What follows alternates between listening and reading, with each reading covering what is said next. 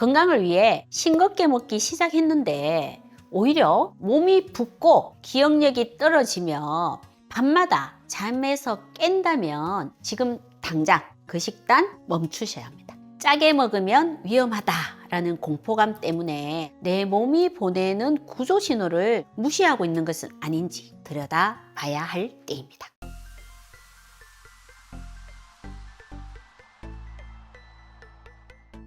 안녕하세요. 건강 정보를 분석하고 플랜을 세워드리는 이웃집 닥터 김혜연입니다.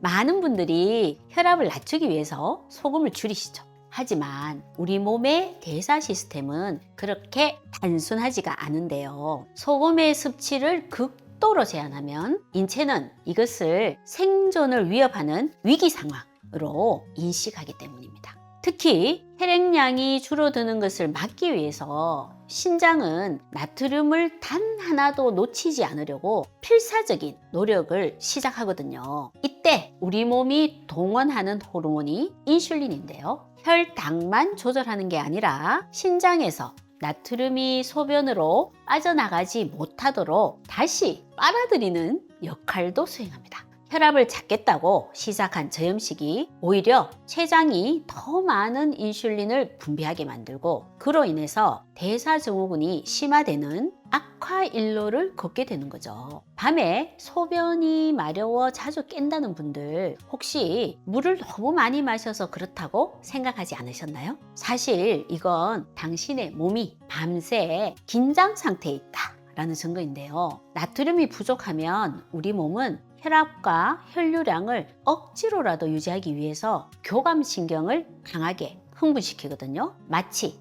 당장 생존이 위협받는 급박한 상황인 것처럼 몸을 극도의 긴장 상태로 몰아넣는 겁니다. 이때 분비되는 노르에피네프린은 뇌를 강제로 깨우고 심박수를 높이는데 깊은 잠을 자야 할 시간에 뇌가 깨어 있으니 아주 작은 자극에도 눈이 떠지는 거죠. 더 심각한 문제는 뇌기능의 저하인데요. 고혈압 약을 드시면서 저염식까지 철저하게 지키는 어르신들이 갑자기 건망증이 심해지거나 멍한 상태가 지속될 때가 있으시죠.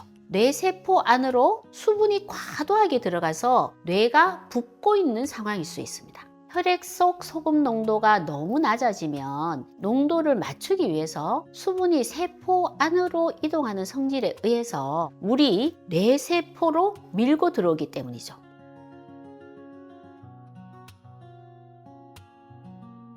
뇌는 두개골이라는 단단한 공간 안에 갇혀 있어서 조금만 부어도 치명적인데요. 뇌세포는 손상되지 않고 살아남기 위해서 세포 안에 가지고 있던 중요한 물질을 밖으로 내보내면서 압력을 낮추려고 합니다. 이때 배출되는 것이 글루타메이트와 같은 핵심 신경 전달 물질이거든요. 생각하고 기억하는 데 써야 할 중요한 자원을 생존을 위해서 버리게 되니까 인지 기능이 떨어지고 사고의 회전이 느려지면서 멍해지는 겁니다. 이것은 전해질 균형이 깨져서 생긴 기능적 오류라고 볼 수 있습니다. 그렇다면 뼈 건강은 어떨까요? 짜게 먹으면 칼슘이 빠져나간다 라는 말만 믿으셨겠지만 실제로는 싱겁게 먹을 때 뼈가 더 약해지거든요.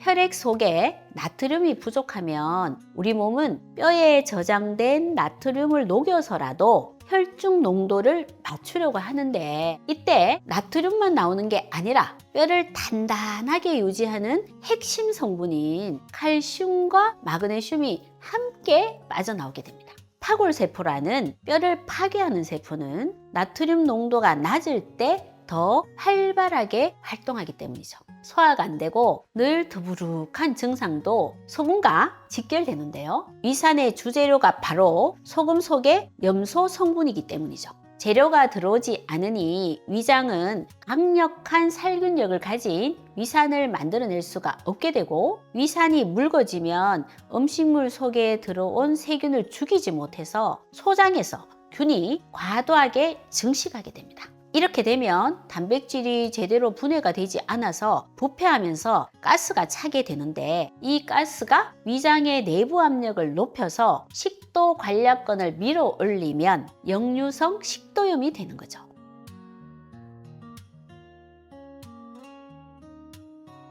여기서 절대 놓치면 안 되는 것이 바로 에너지 흡수의 원리인데요. 아무리 좋은 음식을 먹어도 기운이 없고 늘 피곤하다는 분들, 세포가 영양소를 흡수하지 못하고 있을 가능성이 큽니다. 소장에는 SGLT1이라는 영양소 수송체가 있는데 이것은 나트륨이 세포 안으로 들어가는 힘을 이용해서 포도당과 아미노산을 함께 끌고 들어가는 방식이거든요. 소금의 도움 없이는 영양소들이 세포 내부로 들어가지 못하고 그대로 배출되어 버리는 겁니다. 또한 피부가 푸석하고 염증이 잘 낫지 않는다면 소금의 부족을 의심해 봐야 하는데요. 우리 몸은 피부에 나트륨을 저장해 두는데 이것은 면역을 위한 비축이거든요. 면역 세포인 대식 세포는 소금의 농도가 충분할 때 세균을 제거하는 능력이 훨씬 더 강력해집니다. 싱겁게 먹는 것이 오히려 내 몸을 지키는 1차 방어막인 피부 장벽과 면역 시스템의 기능을 스스로 떨어뜨리게 되는 결과가 되는 셈이죠. 그렇다면 우리가 진짜 경계해야 할 혈관 건강의 적은 도대체 뭘까요? 소금이 혈압 상승의 원인으로 지목되는 동안 혈관을 망가뜨리는 실제 원인인 설탕과 과당은 혈관을 병들게 하고 있었는데요. 과당은 간에서 대사되면서 요산이라는 찌꺼기를 만듭니다. 이 요산은 혈관을 유연하게 만드는 산화질소의 생성을 막아버리는데 혈관이 딱딱하게 굳고 수축되니까 혈압이 오르는 겁니다. 혈압이 걱정되신다면 국물 속에 소금을 탓할 게 아니라 식후에 습관적으로 마시는 달달한 음료수와 과일을 먼저 끊으셔야 합니다. 문제는 소금의 양이 아니라 소금의 질과 균형이니까요. 과거에 좋다라고 여겨졌던 천일염이 이제는 미세 플라스틱의 가장 큰 오염원이 되어버렸는데요. 건강을 위해서 챙겨 먹은 소금이 환경 호르몬과 미세 플라스틱에 오염되어 있을 수도 있다라는 뜻입니다.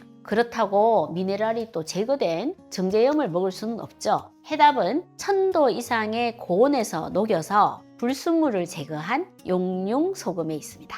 고온 처리를 거친 소금은 미세 플라스틱과 중금속이 제거될 뿐만 아니라 산화된 몸을 회복시키는 환원력을 갖게 되거든요. 이제 구체적인 실천 방법을 알려드릴게요. 아침에 일어나서 물 한 잔 드실 때 맹물만 드신 건 세포 기능에 도움이 되지 않는데요. 밤새 배출된 전해질을 채우지도 않고 물만 마시면 혈액은 더 묽어지고 세포는 수분을 제대로 머금지 못하기 때문입니다.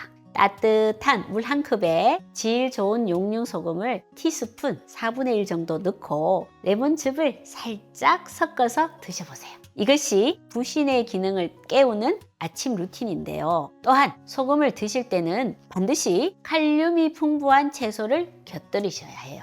우리 몸에 나트륨과 칼륨의 비율이 맞지 않으면 아무리 좋은 소금도 부담이 될 수 있거든요. 시금치, 아보카도, 토마토와 같은 채소를 충분히 드신다면 소금 좀 넉넉히 드셔도 붓거나 혈압 오를 걱정은 안 하셔도 되는 거죠. 단 이미 신장 기능이 많이 떨어져서 투석을 하시거나 심한 신부전으로 병원 치료를 받고 계신 분들은 주의가 필요합니다. 마지막으로 본인에게 맞는 소금의 양을 찾는 소금 섭취 테스트를 권해드립니다. 운동을 많이 해서 땀을 흘리거나 탄수화물을 적게 드시는 분들은 남들보다 더 많은 소금이 필요하거든요. 소금물을 드셨을 때 30분 이내에 머리가 맑아지고 에너지가 생긴다면 당신은 그동안 만성적인 소금 부족 상태였던 거니까요.